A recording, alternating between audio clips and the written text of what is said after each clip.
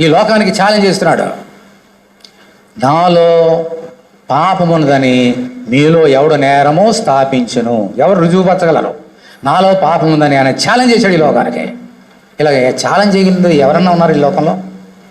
నాలో ఏ పాపము లేదని ఛాలెంజ్ చేసినటువంటి దేవుడు, మనిషి రూపంలో ఉన్నటువంటి దేవుడు యేసు తప్ప మరి అవ్వలేరు. దీని స్తోత్రం హల్లెలూయా.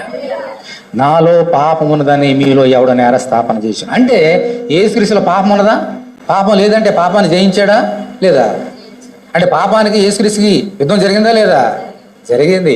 ఆయన మనలాంటి రక్త మాంసంలో పాలువాడైన వాడే. హెబ్రీ రాసిన పత్రిక ప్రకారంగా ఆయన దేవునికి మన ఆత్మస్వరూపంగా రాలేదు.